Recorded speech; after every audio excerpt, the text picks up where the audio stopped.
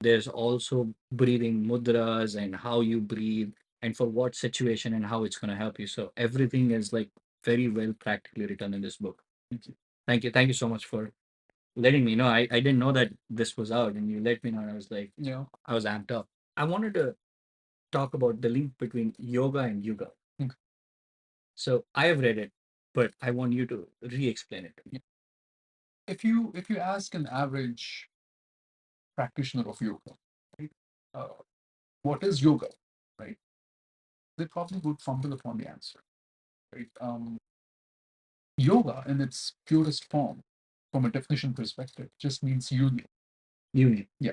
Okay. What is that union? The union of you with Paramashiva, okay, or your extremely highest self. Okay. And then we have Yuga. Okay.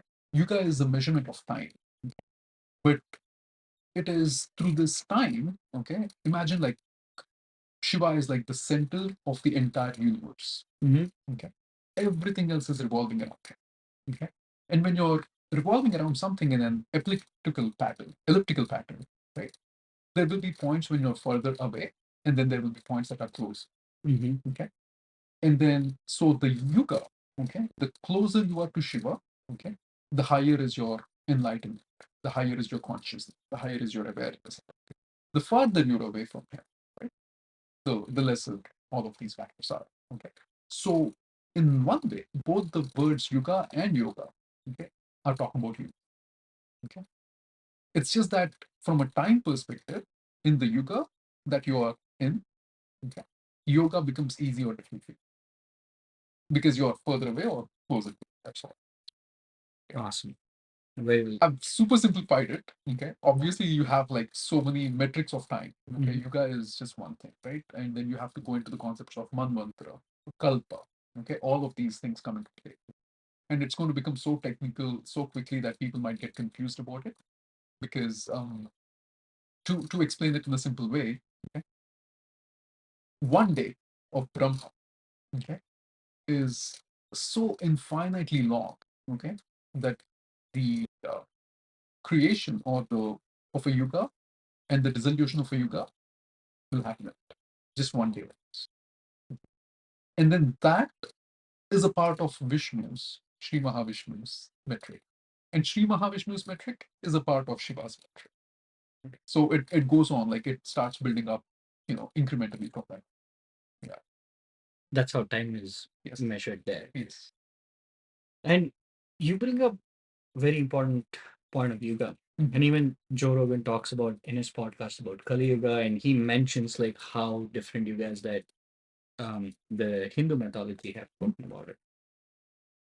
And I don't want to get ahead of myself. So there's different yugas, right? And correct me if I'm wrong. Each yuga has each yuga ends when there's too much adharma in it Mhm. or too much. What is the other word for adharma? English term for adharma? I think we could say injustice. Injustice. Yeah. Too much injustice, and then there is Lord takes a form. Mhm. It can be different form, Yep.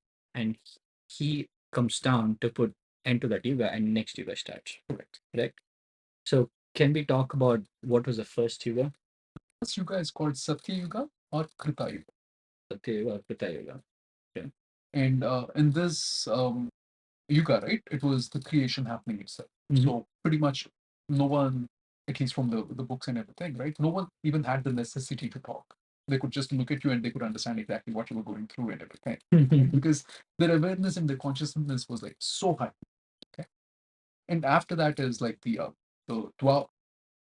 Treta Yuga. Yeah, let's go back to Satya Yuga. Yeah. How did Satya Yuga end, and what was the? How did Satya Yuga end? I don't know the answer to that question. Okay. I can take that back as homework for myself. Okay.